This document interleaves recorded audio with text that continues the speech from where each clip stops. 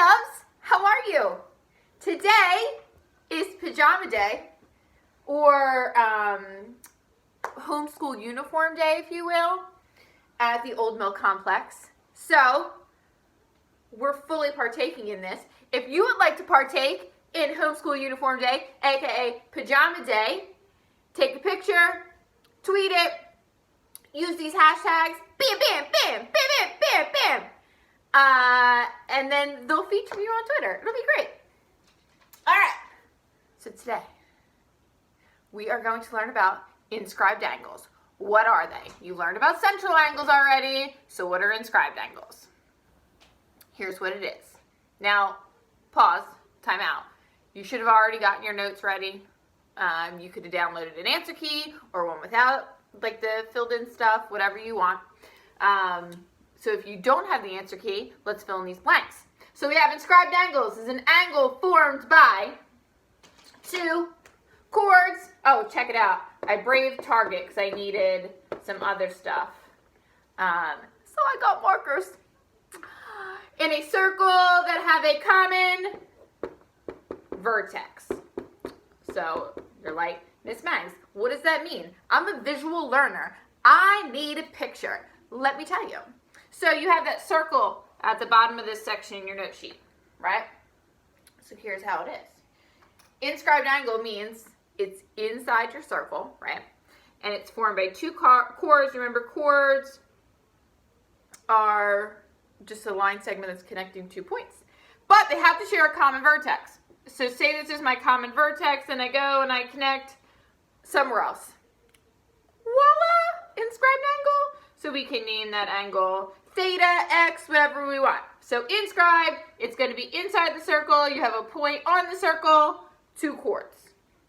This guy right here, see this guy? That guy is called your intercepted arc. Are you ready for that again? It's called your intercepted arc. Get that down. Annie, go on! Intercepted! So it's the arc that gets like cut off if the angle kept going. So intercepted arc. Okay, let's go to some examples. What theorems come from these inscribed angles? Let's see. All right, ready, loves? Here we go. So, first theorem that we need to know. An inscribed angle. So this guy right here, angle ABC, is half, Jersey, half of its intercepted arc.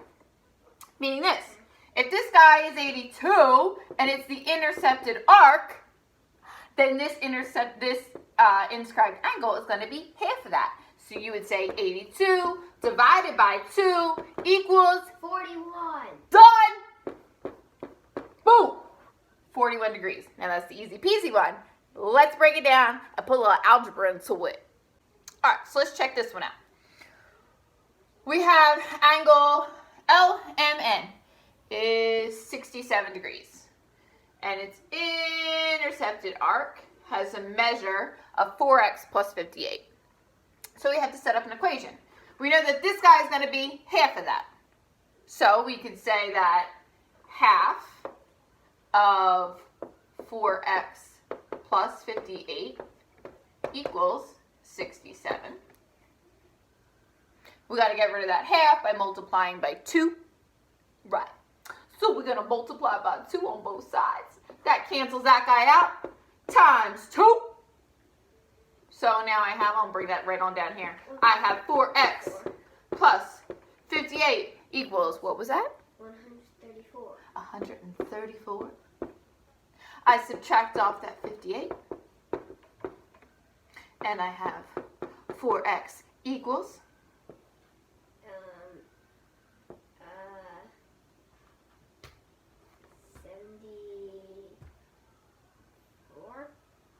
76, yeah. Then I'm going to divide by 4. And I get that x is equal to 19. And then I'm like, what was I trying to find? X value, arc measure, makes sense in this one to just be x value, right? Because like arc measure, I just double that. So I have x is 19. I'm good to go. Finished. You could also do this another way. So I want you to think right now. Think that lovely little head of yours. So we could set it up like this. That definitely works, right? I could also take this 1/2 and distribute it instead. So then I would have 2x plus 29 equals 67. Subtract off my 29, and I would get 2x equals 38. Divide by 2, and I would get x equals 19. I could also just be like, hey, you know what? I know that it's just going to be double that, right? So right off the bat, I could just put 4x plus 58 equal to double 67. You know, a couple different ways. Not one way is better than another. All just how your brain thinks. All right, let's go on to the next theorem. You ready? You ready? Let's go. So, so now we have an inscribed angle. What's its relationship to the central angle, right? So we have our central angle right here. Quick recap, it was on the side of your Cornell notes. We have our central angle right here. Remember, if this is my central angle, that means that it has the exact same measure as the arc that it intercepts. And then you see that this inscribed angle right here, angle HMS, has the exact same intercepted arc. And we know that this guy is what compared to the arc? Half. Thank you. Half. So if this is 40, then this is going to be 20 degrees. Nice job. So if we're filling in this theorem, an inscribed angle is blank the measure of the blank angle with the same blank. The inscribed angle is 20 compared to 40 is half the measure of the central angle with the same intercepted arc. Now, if we were in class, I'd be showing you that it doesn't really matter where this angle is. This one kind of looks like centered on this, but I could have something that is all the way over here if I wanted to, right? It has the exact same intercepted arc, so that means this guy is 20 degrees as well, which means that if I put it over here, this guy would be 20 degrees, which is going to bring us to the back of the paper, but we're not there yet. One more example, this time with some algebra. You ready? Oh my gosh, I think it involves factoring, so oh shoot. All right, let's try out this next example. Same deal. We just have to, all right, cool, perfect. So, we know that this guy is my inscribed angle. We know that it has this intercepted arc right here. Don't know the measure of that intercepted arc, but we do know that my central angle is 120 degrees with the same intercepted arc. So what's that tell us? It tells us that this angle right here, because they have the same intercepted arc, is going to be half of that. It's going to be 60 degrees. So we set our x squared plus 3x plus 50 equal to 60. Yep. All right. I have a square term, I have a term with just that x, and I have a constant. Automatically know we got a factor. So I'm going to subtract that 60 away, because I want to set everything equal to 0. So x squared plus 3x minus 10 equals 0. Now, I'll multiply my a value, which is 1, times my c value, which is negative 10. That gives us negative 10. But we know when my a value is 1, I'm just going to set up my factors like this. So factors of negative 10 that add up to a positive 3. Since it's negative, we know one's going to be positive, one's going to be negative. I know, I think I know. Okay, go. Tell me. Positive 5 and negative 2. Nice job, Bob. Yes! which means that one of these has to be 0 in order for it to equal 0. So I have x is equal to 5. Nope. Positive 5. Nope. Remember, we're setting it equal to 0. So you would bring the 5 over, you subtract 5, so x is equal to 0. Nope. I have no clue. All right. So we're 2. one of them is 2, yep, because 2 minus 2 gives me 0. And then negative 2. Negative. What plus 5 gives me 0? Negative 5? Yep. Nice job. Oh, so it's like opposite. Yep, is the opposites. So I have x equals 2, negative 5. Can they be both? Can it be both? Let's check it. I substitute my 2 in. When I do that, it's going to equal 60. When I substitute my negative 5 in, it's going to equal 60. Both of those can be answers because both of them give me that positive 60. And I have 2 answers, and it is good. Touchdown. Next problem. Turn it over to the bat. Okay, so here's what I was talking about before. If 2 or more inscribed angles intercept the same arc, then the angles are congruent. So, let's say I have an arc that looks like this, right? And let me draw in an inscribed angle. But then, check it. What if I have another inscribed angle that's on this arc like this? Doop, doop. Inscribed angle, same arc. Another one. We can make this one real funky looking. It could be like, oops, over this way. So that means that this one right here is going to be the same exact degree as this one, which is the same degree as this one, because all 3 of those angles share the exact same intercepted arc, which makes sense, right? Because say this guy was 80 degrees, that means this would have to be 40, this would have to be 40, that would have to be 40. So if they share the same intercepted arc, we automatically know that they're congruent, which leads us to that next example. All right, so here's our example that's on the paper for us to work out. We have 2 inscribed angles, that's what I see in there, 2 inscribed angles, and those 2 inscribed angles both share the same arc, right? So we have the exact same arc here. Does not matter what that arc is equal to. Does not matter. All I know is I have these 2. They share the same intercepted arc, which means what's true about that one and that one? What's that? They're equal? Yeah.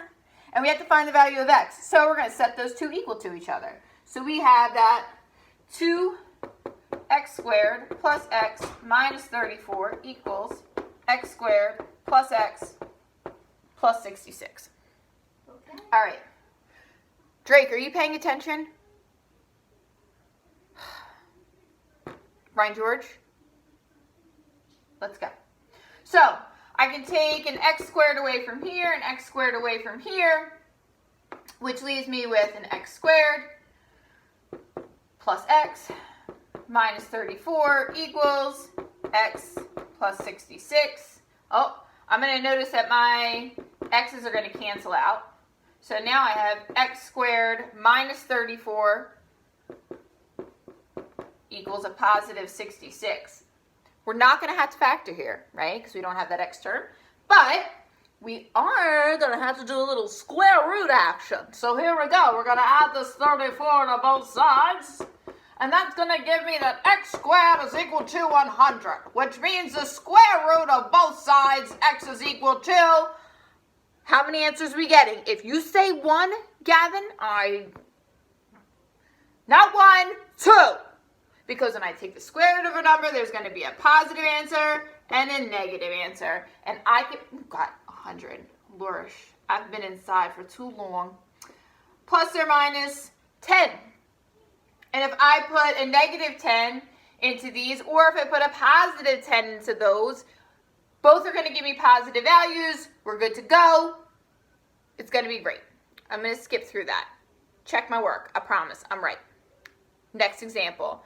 You try it. What two angles are congruent because they share an intercepted arc? And then we'll put up the answer. And you could try the last one too, which deals with what we did on the front of the page. Try those two. We'll be back. Go. All right. Here's that one example. Hi, Ann. You look so nice. You're welcome. Here's that one example. We know that they share the same exact intercepted arc. So we know that those two angles are equal to each other. We set them equal. We solve. It says to find the x value, so we find the x value. If I was to redo these note sheets, I would probably ask you to solve for an angle. So if I were to ask you to solve for one of those angles, what would you do with that 6? Dominic? Substitute it in. Yeah. Does it matter which one? No. No, because why? They're equal because they both have the same arc. Yes, nice job. So I take that 6, I substitute it in, so like 6 times 6 is 36, minus 11, what's that give me? 25. Oh, wait. And if I did, 3 times 6 is 18, plus 7, that would be 25 as well, right? So that would be if you had to find an angle measurement. Remember to always make sure, what do we find in? X value, arc, angle. Check it out. What if I asked you to find the arc measurement? What if I said arc? You would have to find... Hold on. Wait time. 3 to 5 seconds. 1, 2, 3. All right, now go. So you would have to find the x value, substitute it in for one of the Angles. Find one of the angles. So we said it's 25. Yeah, and then you multiply that by 2. Yep. To get the arc. Yep. Perfect. So I would find that this would be 25, so then I double it to get to my arc measure. Next example. Did you do that one already? If not, pause the video, do the example, we'll come back. Go. All right, this example on your page. So we have our one angle here that's inscribed, intercepted arc. So we can double that to get to this guy right here. So doubling that equals that. I distribute my 2. I solve, and I get x equals 10. And then I'm like, am I solving for x? Am I solving for an angle? Am I solving for an arc? What am I solving for? Guess what I'm solving for? Just the x value. So that's it. I'm done. X equals 10. 10. We're good. Perfect. There's an activity. It is optional. So if you don't want to do it, that's fine. I wish you would do it, but it's fine.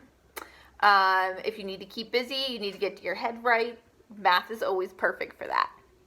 I hope that you're hearing all the real world math on TV right now. Exponential functions, logarithmic functions.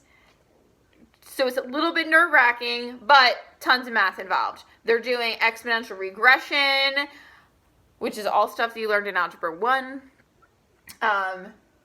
What else? So optional activity, you can go through and there's like a code, like cracking a code, and there's the answer key attached too, so you can check your work. And then there is a Google form for day 4. So there you go.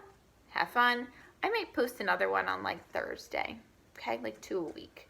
And then we're almost actually done Unit 4. Well, actually, no. We're done what we would get you for the quarterly, for quarterly 3. But that's it. All right, go. I'll talk to you later. Enjoy today. Go get outside. It's a little bit rainy, but it's not too bad.